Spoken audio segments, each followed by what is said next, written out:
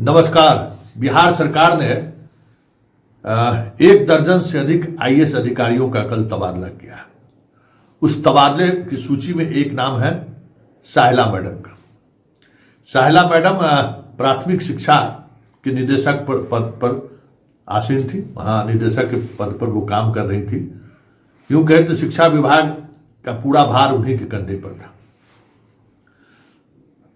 2018 batch की IAS अधिकारी हैं। इनका तबादला बक्सर डीएम के रूप में हुआ है। एक आईएएस अधिकारी की पोस्टिंग, फील्ड पोस्टिंग में एक किसी जिले का डीएम के पद पर होना, मुझे लगता है कि उनके काम काज का पुरस्कार है। लेकिन उनके चाहने वाले शिक्षिका, मुझे नहीं मालूम था कि साहिला मैडम आप इतने लोकप्रिय हैं। मतलब जब से आपके तबादले की खबर मैंने चलाई है, ये मेरे दोनों फोन कॉल पे लगातार घंटियां बज रही हैं और सिर्फ महिला शिक्षकों का। प्लीज सर उनका ट्रांसफर रुकवा दीजिए, प्लीज सर एक खबर बना दीजिए। अब उस महिला शिक्षक को कौन समझाए कि मैडम एक डीएम के रूप में गई है। किसी भी आईएएस अधिकारी का एक ड्रीम रहता है कि हम डीएम के तौर पर किसी जिला में काम काज करें, पब्लिक से जुड़ाव होगा उस काम काज के दौरान। हम अपने जीवन में जिस उद्देश्य के लिए आईएएस बने हैं, उस उद्देश्य की अनुभूति एक जिलाधिकारी के रूप में होता है। इसलिए उनके रोकने और नहीं रोकने के सवाल पर तो मैंने चुप्पी साध लिया।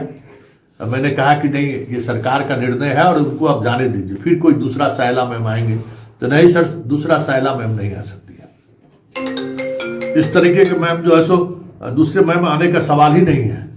जिस तरीके से वो चीज़ों को देखती थी, समझती थी और समाधान निकालती थी, एकमात्र वो ऑफिसर थी शिक्षा विभाग में जो महिलाओं को और पुरुष को भी, जो उनसे जिनकी मुलाकात होती थी, उनसे जो भी संभव होता था, चाहे वो जिला मुख्यालय से संबंधित शिकायत समस्याएं हो, चाहे प्रखंड का हो या स्कूल लेवल पर, सारे समस्याओं का वो समाधान निकालते थे।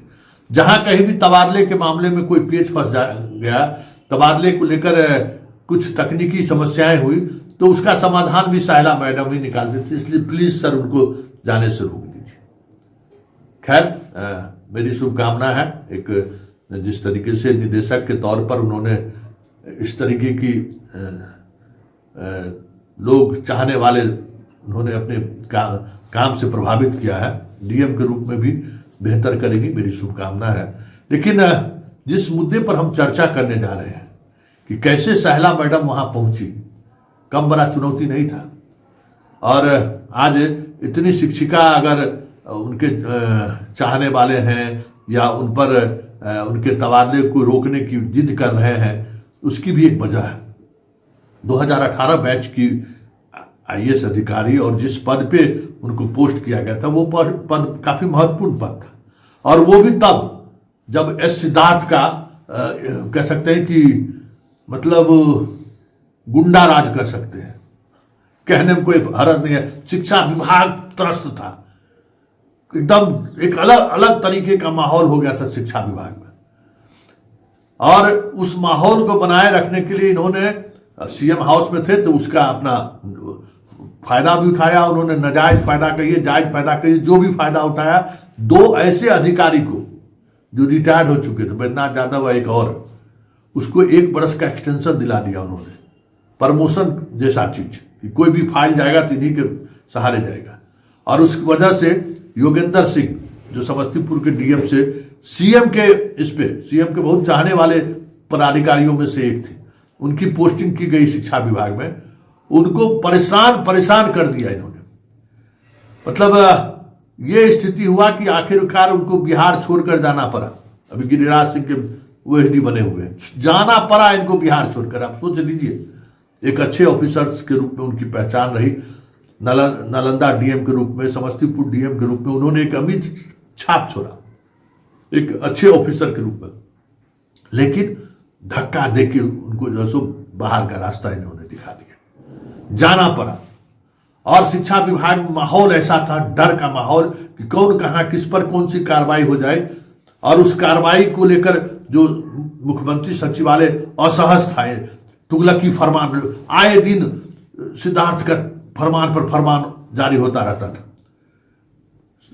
विधायक से लेकर मंत्री तक उसके उस फरमान से तबाह थे। हर कोई मुख्यमंत्री के यहाँ शिकायत का पुलिंदा लेकर पहुंचता था। उसमें मुख्यमंत्री सचिवालय ने एक ऐसे सौम्य और सभ्य और काम के प्रति जिम्मेवार ऑफिसर्स को वहां पोस्ट किया, जिसका नाम साहिला मैडम थी। और साहिला मैडम ने सीएम सचिवालय ने जो उन पर भरोसा किया था, उस भरोसे पर वो खरी उतरी। हर तबादले के लेवल पर उन्होंने पारदर्शिता बरतने की कोशिश की। यह अलग बात है कि अंतिम समय में पटना जिला और कुछ जो ट्रांसफर हुआ अंदर अंदर, उसमें साहिला मैडम का कहीं कोई न सिग्नेचर हुआ, न साहिला मैडम इसके लिए तैयार हुई। जो नियम के अनुकूल था, वो नियम के अनुकूल उन्होंने वो सारी कामें की, और इसलिए आज ये इतनी लोकप्रिय है। उनके तबादले पर महिला शिक्षिका फोन करके कह रही हैं कि प्लीज सर, उनका तबादला रुकवाने में आप कोशिश कीजिए। यही जीवन में क्या है? किसी भी नौकरशाह के लिए इससे बड़ी संतुष्टि और क्या हो सकता है कि उनके तबादले पर पूरा बिहार की महिला शिक्षिका रो रही है। उनके तबादले पर पूरे बिहार की वो शिक्षिका जो शायद साहिला मैडम से मिली भी नहीं होंगी, बहुत सारी शिक्षिका, लेकिन समस्याओं का जिस तरीके से समाधान उन्होंने निकाला, उस वजह से कह रहे हैं कि उनको रहना चाहिए। तो ये बहुत बड़ी बात है किसी भी ऑफिसर के लिए। इससे बड़ी बात कुछ भी नहीं हो सकता है, इससे बड़ा कॉम्प्लीमेंट और कुछ भी नहीं हो सकता है, इससे बड़ा मेडल कुछ भी नहीं हो सकता है कि आप जहां जिस पद पर हैं, उस पद पर बने रहते हुए आपने जो काम किया है उसको लोग सराह रहे हैं।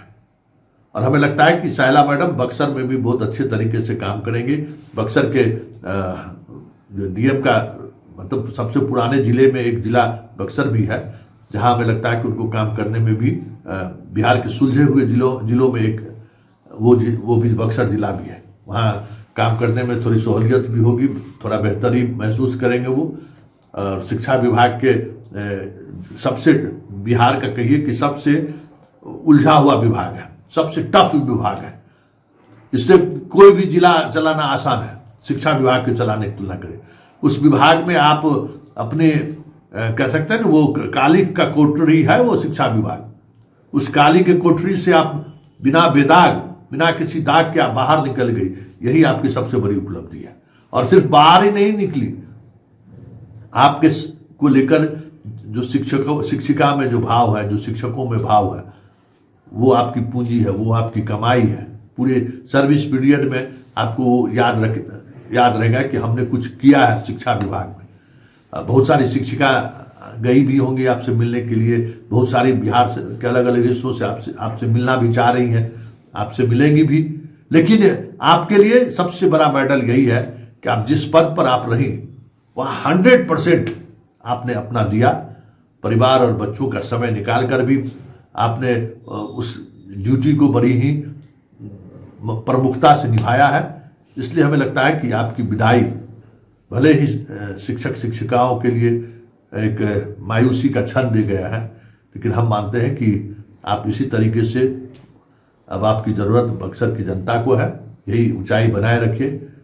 मेरी तरफ से शुभकामनाएं। खबर के सिलसिले में कई बार हमने आपके भी थोड़ा ट्विस्ट किया था, इसके लिए फिर मिलेंगे, कहीं अगर मिले तो फिर बात होगी। उम्मीद करते हैं, मेरी शुभकामना है कि आप जहां रहें खुशी से रहें, सुखी रहें और इसी तरीके से परचम लहराते रहें।